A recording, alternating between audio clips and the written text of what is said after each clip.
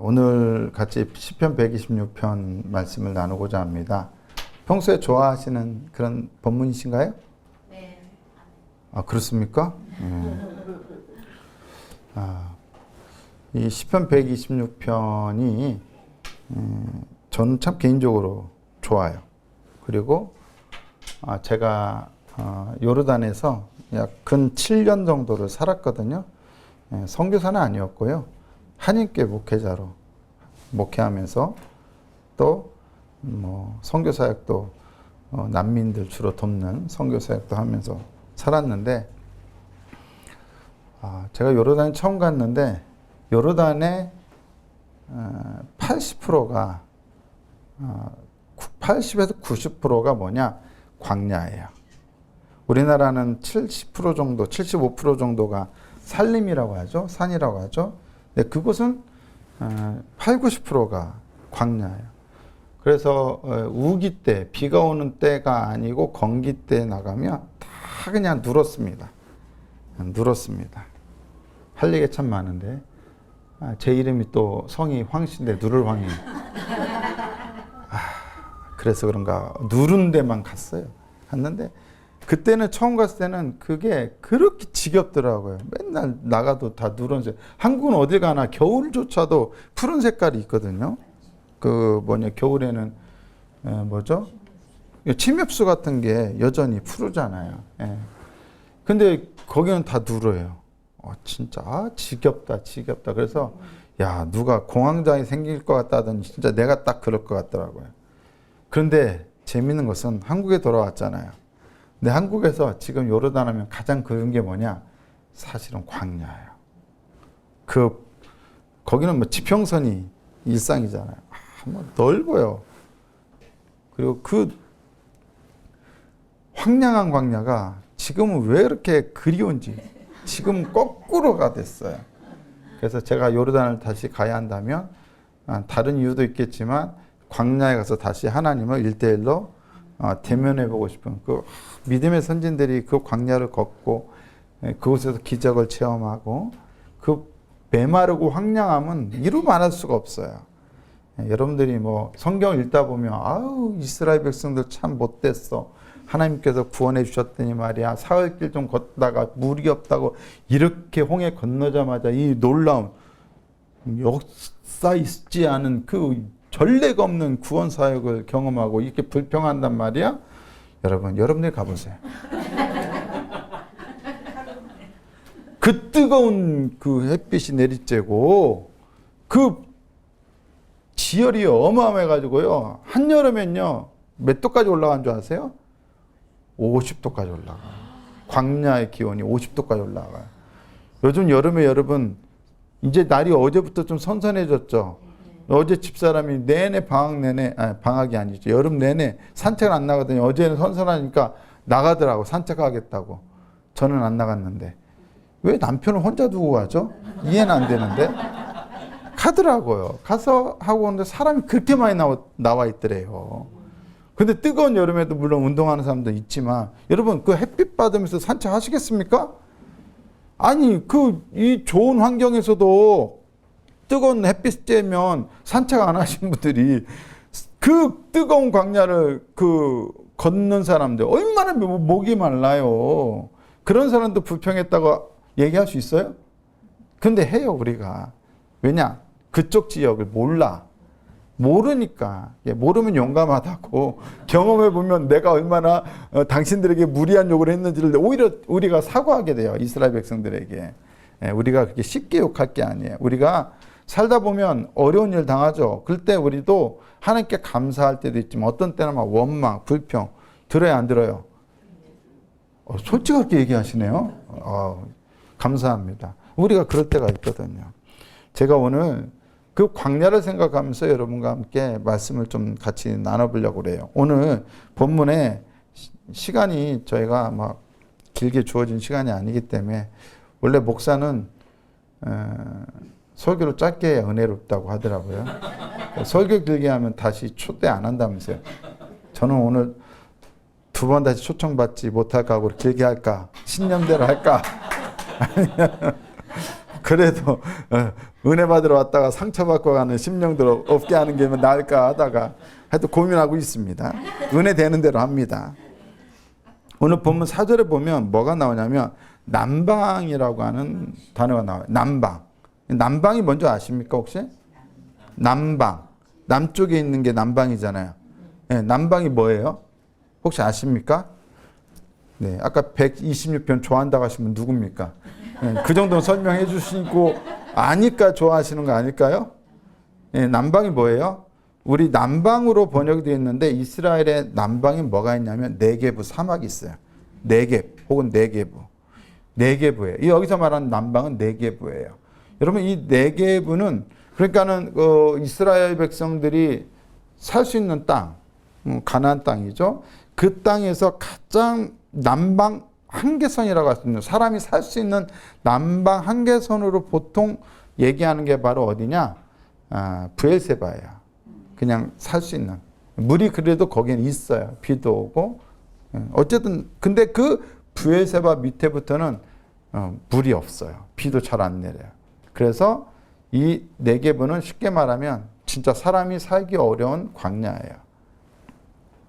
이 남방을 원래 가리키는 히브리어가 네게브인데 이 네게브라고 하는 말이 어떤 말에서 유래했냐? 바짝 마르다라는 말에서 유래했어요. 그 정도로 이곳은 메마른 곳, 황량한 곳이에요. 사람이 살기 어려워요. 거기로 걸어가는 것만으로도 엄청난 시련이고 고난이에요. 인간의 활동이나 정착에도 굉장히 부적합한 곳이고 물이 흐르는 데가 없어요. 그래서 철저하게 하늘에서 내리는 비에 강우량에만 의존해야 돼요. 물론 조금 떨어진 곳에 우물이 있기는 하지만 늘 물이 부족하고 불안정합니다. 중요한 것은 굉장히 메마르다는 거예요. 바짝 말랐다는 거예요. 여러분 물을 적시어져 있는 그 걸레를 빡짝 짜면 물 이렇게 쪽쪽 다 빼고 그리고 널어놓으면 그 상태로 햇빛 잘 쬐는 곳에 그냥 널어놓으면 어떻게 돼? 바짝 마르면서 약간 굳잖아요. 그냥 그 상태. 수분이 완전히 다 빠져나간 상태. 그런 곳이 바로 남방이에요. 그러니까 남방은 어떻게 보면 우리 인생의 시련과 고난, 환난을 상징할 수가 있죠. 막 삶의 생기가 빠져나가. 바짝 말라버려. 삶에 막 기쁨이 빠져나가. 바짝 말라버려. 어떨까요? 심령이 광야예요. 메마른 광야예요. 정말로 너무 삶이 힘들어가지고 마음밭이 광야인 사람들이 분명히 있어요. 정말로 있어요. 너무 메말라가지고 잘 안 웃어. 목사가 웃자고 하는 얘기를 진지하게 달려들어. 왜 그러죠?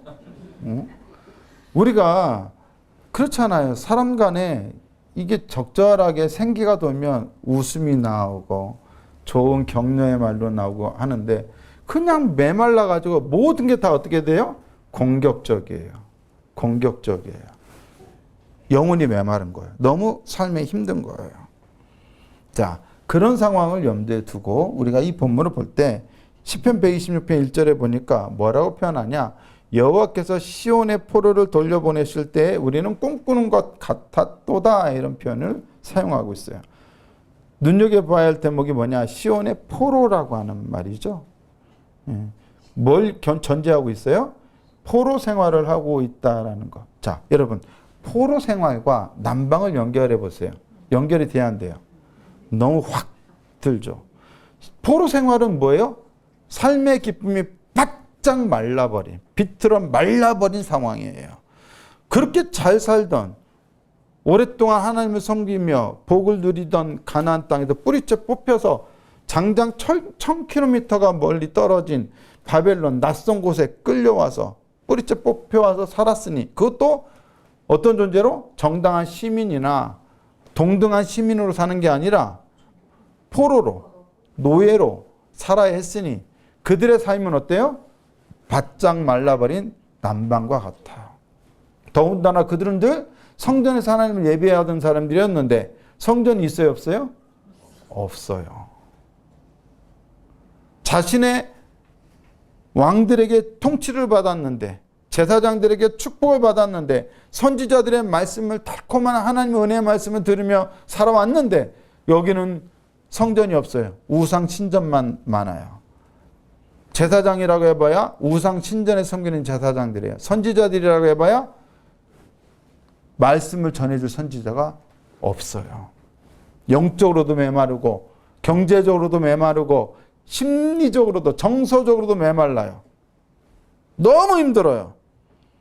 그런데 그렇게 힘든 남방과 같은 광야와 같은 삶을 살던 포로들을 하나님께서 극적으로 돌려보내시는 역사가 일어났어요. 어떤 사건이죠?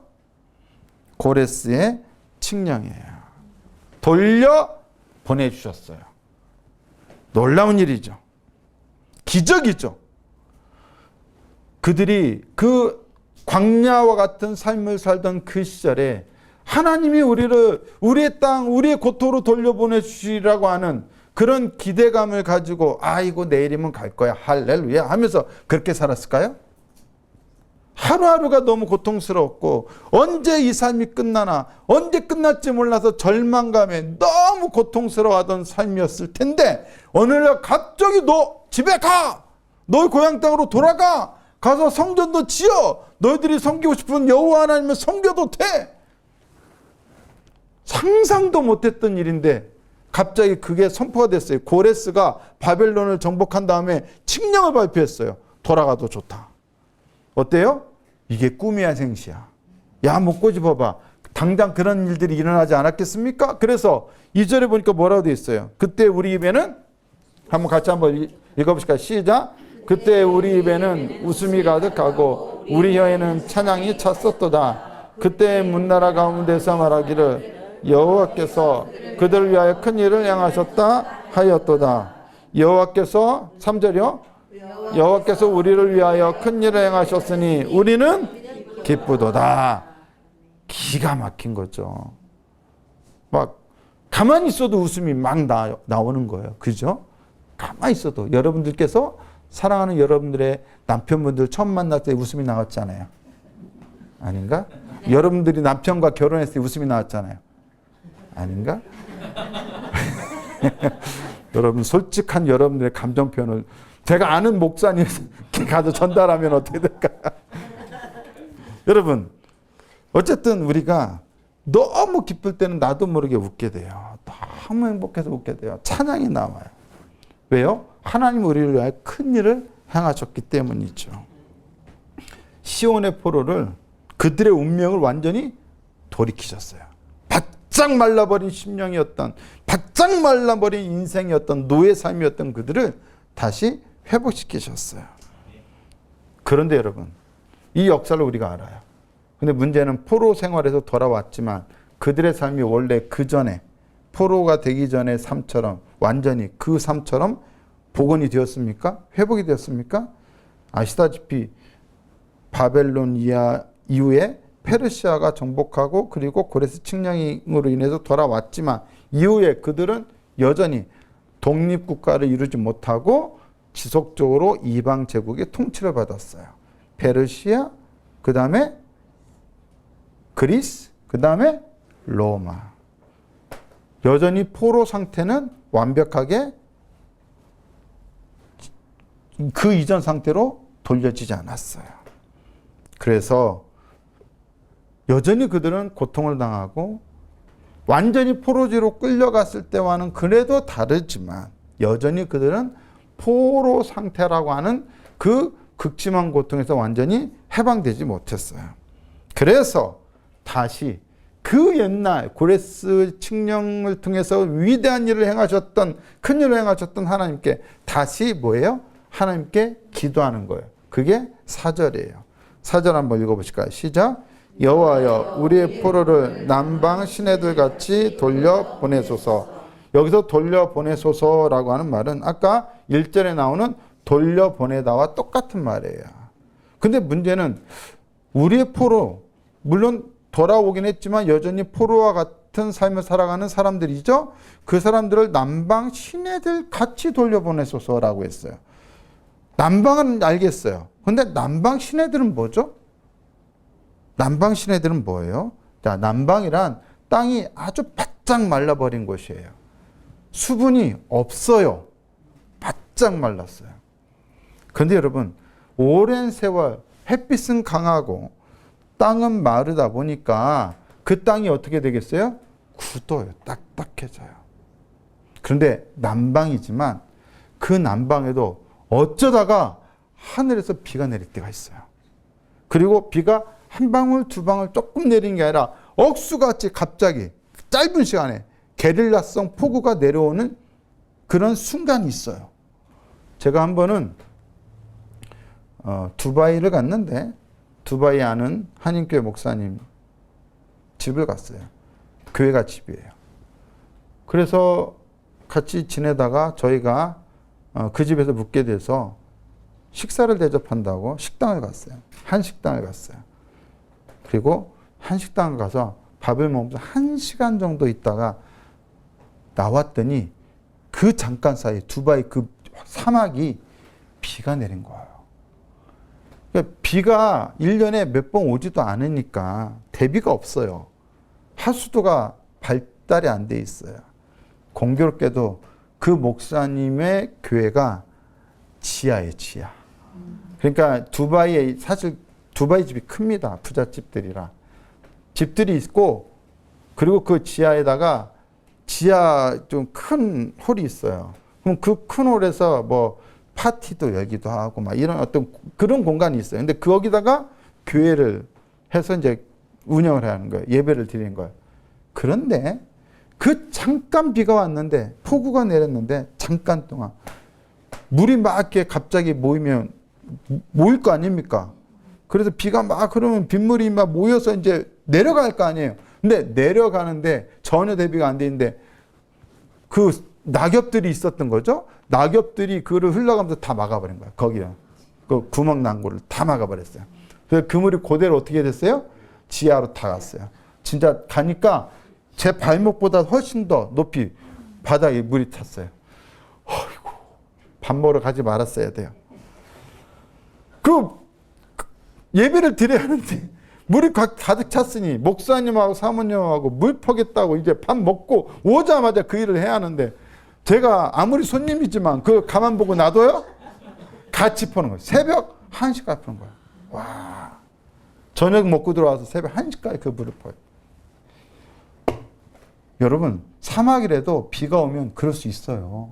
근데 이 메마른 땅에 하늘에서 갑자기 비가 내리면 몇 분이든 5분이든 10분이든 비가 내리면 그 흐른 물들이 바로 땅에 흡수가 안 돼요. 딱딱해서. 그리고 거기에 이 쭈글쭈글 이렇게 항상 이 사람의 얼굴에 주름처럼 땅바닥에 그렇게 주름이 된 것처럼 그렇게 파여져 있는 도랑이 많아요.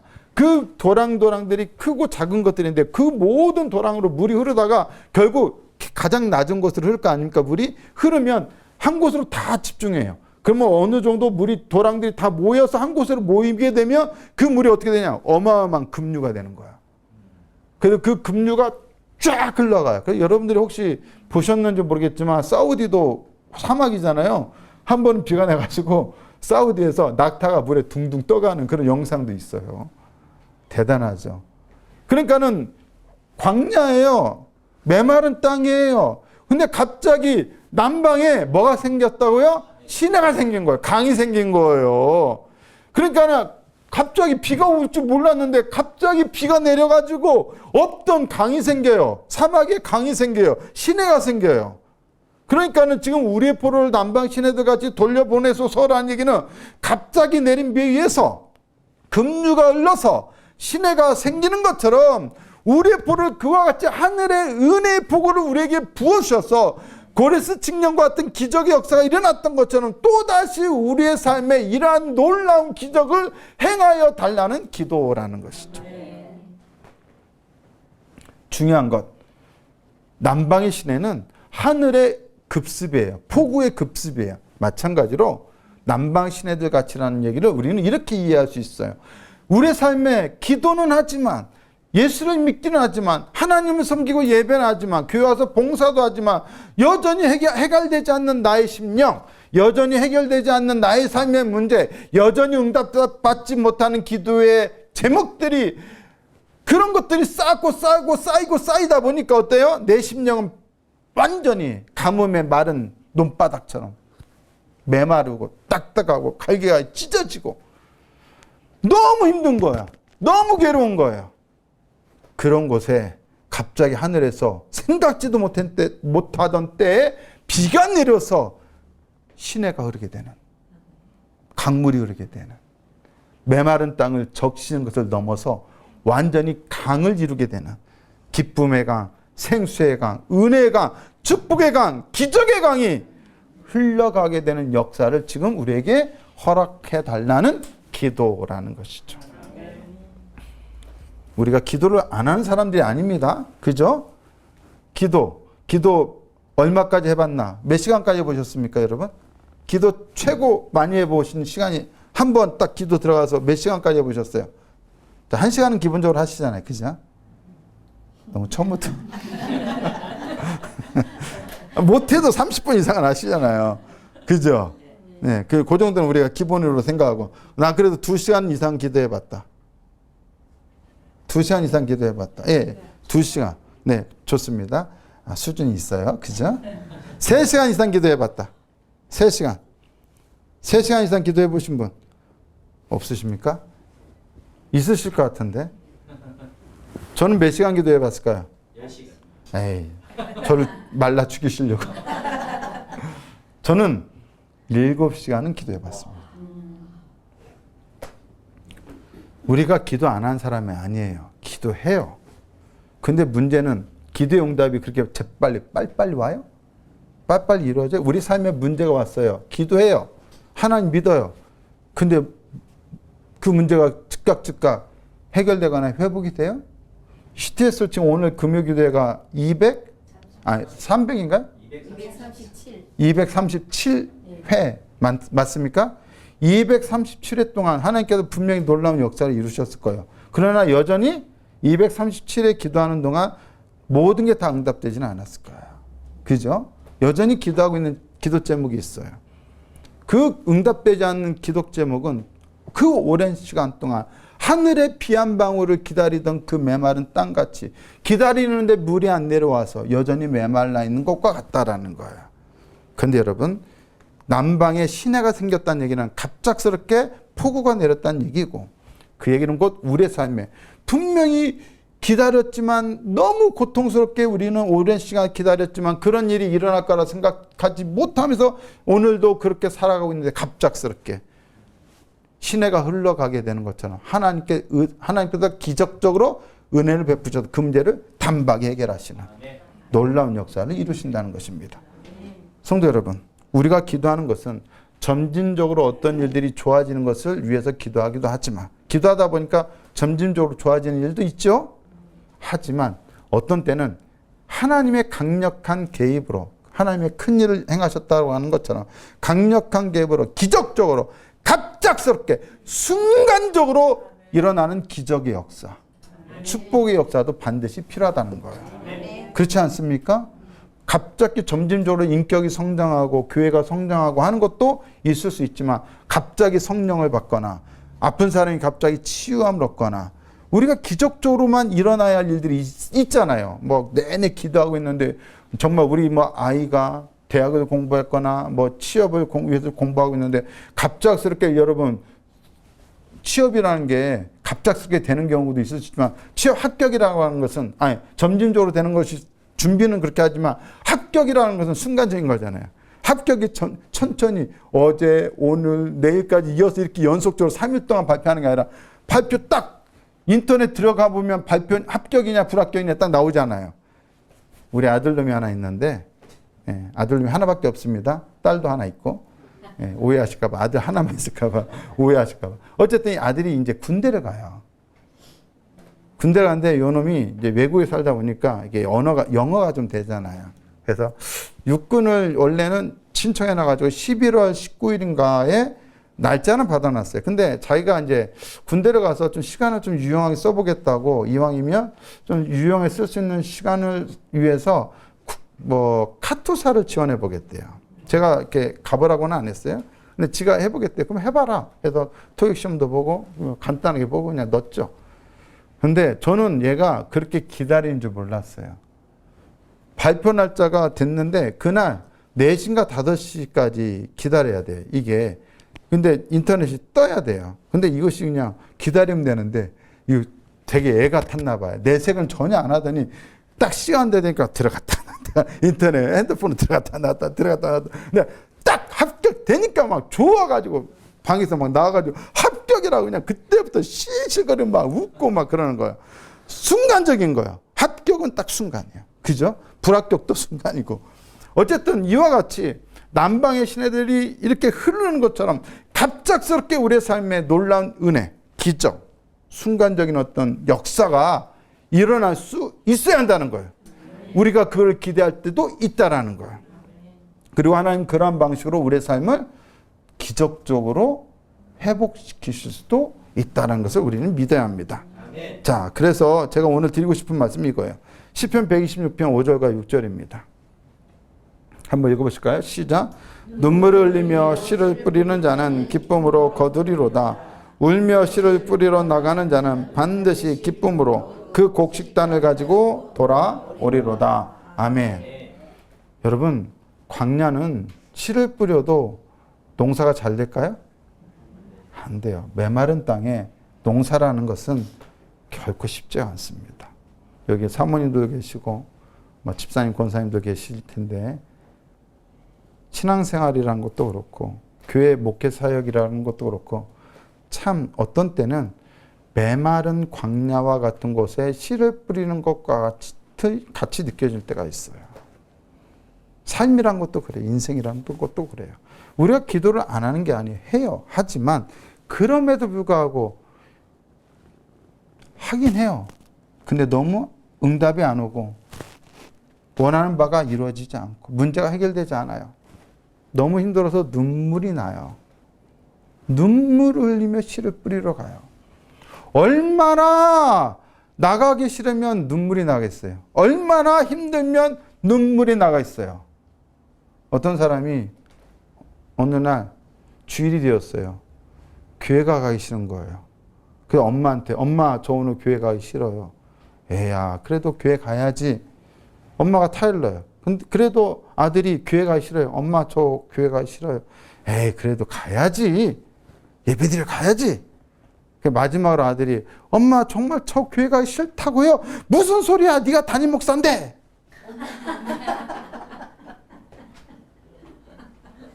담임 목사도 교회 가기 싫을 때가 있는 거예요. 왜요? 씨를 뿌리러 가는데 너무 가기 싫어서 눈물이 나. 어떤 성도가 최근에 교우 간에 성도 간에 갈등이 생겼어요. 근데 교회 오는 게 기뻐야 하는데 갈등이 생기니까 주일날 교회 오는 게 그렇게 어렵대. 힘들대요. 그런 일들이 우리에게 있어요.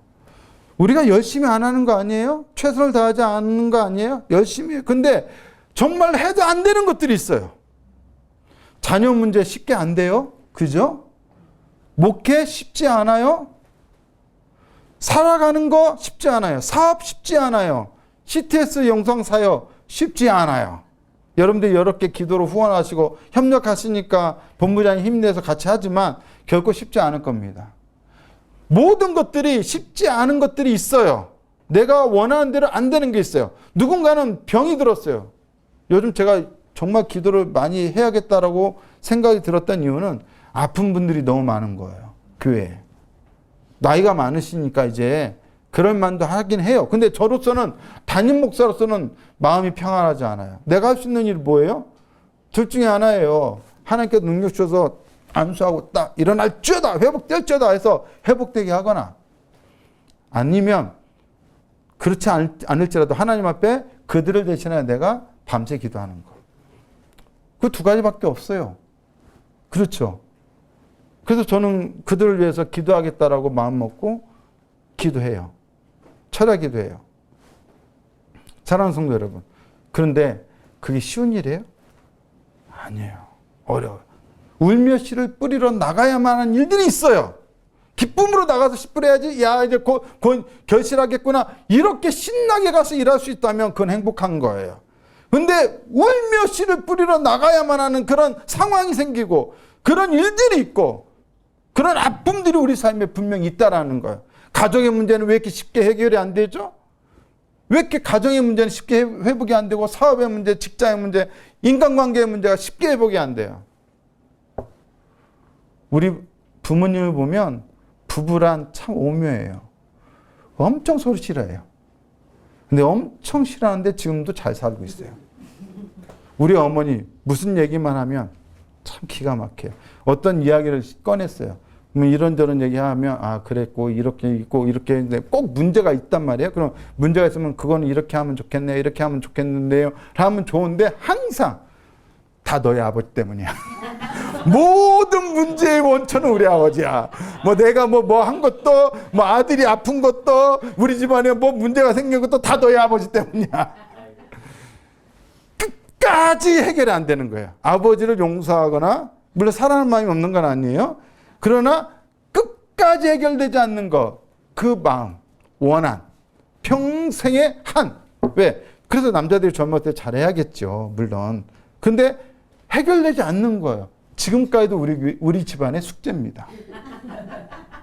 저는 그런 부모님을 위해서 지금도 기도하고 있습니다. 그저 그 두 분의 노후가 다툼이 아니라 그냥 평안으로 좀 화목함으로 좀 갔으면 좋겠다는 게 평생의 숙제인데 아직도 응답이 안 되고 있어요. 저뿐만이 아니겠죠. 여러분 각자의 응답되지 않는 눈물을 흘리며 씨를 뿌려야 하는 일들이 여전히 많이 있어요. 그러나 하나님께서 남방의 시내들 같이 우리의 시온의 포로를 돌려보내시게 되면 눈물을 흘리며 씨를 뿌리는 자는 기쁨으로 거둔다. 울며 씨를 뿌리러 나가는 자는 반드시 기쁨으로 그 곡식단을 가지고 돌아온다. 할렐루야. 오늘 여러분들의 오늘 이 기도가 지금은 아닐지 몰라도 언젠가 하나님 반드시 기쁨으로 거두게 되는 혹은 반드시 기쁨으로 그 곡식단을 가지고 돌아오게 해주시는 놀라우신 은총을 허락해 줄 것을 믿습니다. 남방 시내들 같은 기적의 역사를 우리의 기도를 통하여 응답하시는 날을 허락해 주실 줄 믿습니다. 여러분의 가정에 어떤 일이 있든 여러분의 교회에 어떤 일이 있든 여러분의 인생에 어떤 일이 있든 CTS 사역에 혹시 어떤 어려움이 있든지 우리는 반드시 이러한 소망을 품고 이 시편 120편을 가지고 하나님 앞에 간절히 찬양하고 기도했던 그 누구처럼 우리들도 남방 친애들 같이 돌려보내소서 그렇게 기도한다면 반드시 놀라운 역사가 이루어지리라 믿습니다. 아멘.